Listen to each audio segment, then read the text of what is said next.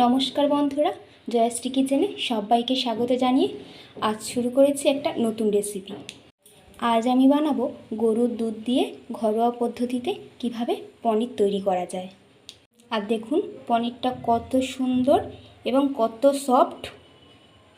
সত্যি এইভাবে একবার বাড়িতে পনির বানিয়ে খেয়ে দেখবেন, এর স্বাদটাই একেবারে আলাদা।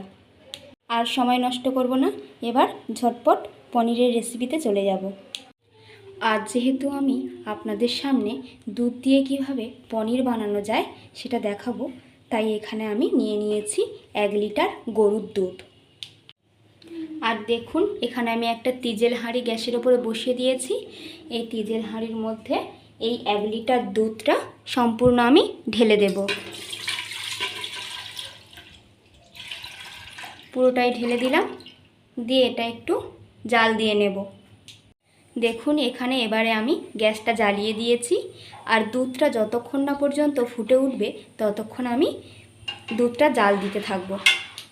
এইবারে দেখুন একটা বাটিতে করে এখানে আমি 5 চামচ ভিনিগার নিয়ে নেব। 1 2 3 4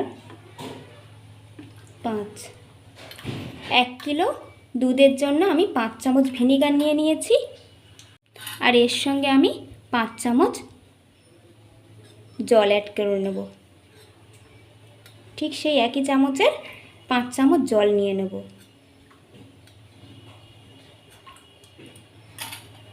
আর এখানে আমি একটা কথা বলে রাখি, আপনাদের কাছে যদি না ভিনিগার থাকে আপনারা লেবুর রস দিয়ে এই দুধ থেকে ছানাটা কাটাতে পারেন। এইবারে দেখুন আমার দুধটা ফুটে উঠেছে কিছুক্ষণ জাল দেওয়ার পরে।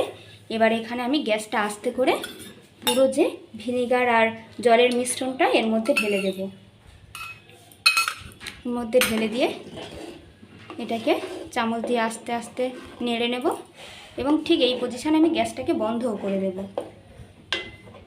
দেখুন আমার কত সুন্দর ছানা তৈরি হয়ে গেল। এই দেখুন কত সুন্দরভাবে দুধ থেকে ছানাটা পুরোপুরি আলাদা হয়ে গেল।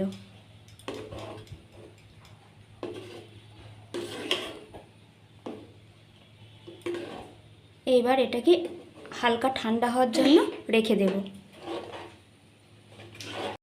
এবারে দেখুন একটা বড় জায়গা নিয়ে নিয়েছি, এখানে একটা ছাঁকুনি নিয়েছি, আর একটা পরিষ্কার রুমাল আমি ধুয়ে ছাঁকুনির মধ্যে দিয়ে দিচ্ছি। এর মধ্যে করে আমি পনিরটাকে ছেঁকে নেব। এইবারে দেখুন সমস্ত পনিরটাকে আমি এই ছাঁকুনির মধ্যে দিয়ে দেব।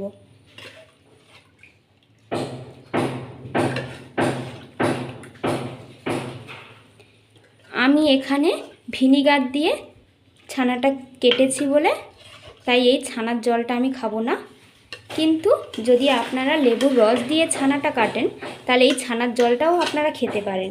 ছানার জল কিন্তু শরীরের পক্ষে খুব উপকারী।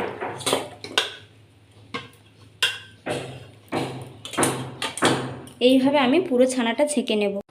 আরও একটা ছোট্ট মতো টিপস দিয়ে দিই, এই ছানা থেকে যে ছানার জলটা বেরোলো, এই ছানার জলটা যদি আপনারা সংরক্ষণ করে ফ্রিজের মধ্যে রেখে দেন, এই ছানার জল দিয়েও কিন্তু দুধ থেকে ছানা কাটানো যায়। আমার সমস্ত ছানাটা নেওয়া হয়ে গিয়েছে, এবার আমি এরকমভাবে তুলে নেব, ছেঁকে নেব। এবার কিন্তু আমি এই ছানাটাকে, রুমালের ছানাটাকে আমি ভালো করে ধুয়ে নেব, কারণ এর মধ্যে যে ভিনিগারের টক ভাবটা সেটা বেরিয়ে যাবে ধুয়ে নিলে। এবার দেখুন আমি এই রুমালটাকে ঠিক এইভাবে পাকিয়ে পাকিয়ে জলটাকে বের করে দেব। এরকম হালকা করে চাপ দিলে আমার সম্পূর্ণ জলটা ছানা থেকে পুরো নিগড়ে বেরিয়ে যাবে। এরকম পুরো চেপে চেপে আমি জলটাকে বের করে দেব।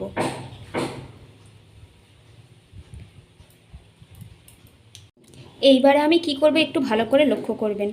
ঠিক এই ছানাটাকে এইভাবে আমি একটা প্লেটের ওপর রেখে এটাকে এরকম টাইট করে নিয়ে এর মধ্যে আমি একটা থালাটা চাপিয়ে দেব। এবার এই থালাটার ওপরে আমাদের একটা ভারী জিনিস চাপিয়ে দিতে হবে। ঠিক এরকমভাবে একটা ভারী জিনিস আমি চাপিয়ে দেব। এরকমভাবে চাপিয়ে আমি এটাকে 2 ঘন্টা জমতে দেব। হাতে সময় না থাকলে আপনারা 1 ঘন্টা এরকমভাবে ভারী জিনিস একটা চাপিয়ে রেখে দেবেন। দেখবে আমাদের পনিরটা ঠিক একটা টাইট চলে আসবে। তাই আমরা এখানে 1 ঘন্টা পরে এটাকে তুলব। দেখুন এবার আমার 1 ঘন্টা হয়ে গিয়েছে। আমি এবার পনিরটাকে খুলে দেখব কেমনভাবে সেট হয়েছে। দেখুন কত সুন্দরভাবে আমার পনিরটা তৈরি হয়ে গিয়েছে। দেখুন কতটা সুন্দরভাবে পনিরটা তৈরি হয়ে গিয়েছে, একেবারে টাইট হয়ে গিয়েছে। এবার এটাকে আমি পিস পিস করে কেটে নেব। দেখুন এটাকে আমি ঠিক এরকমভাবে পিস পিস করে কেটে নেব।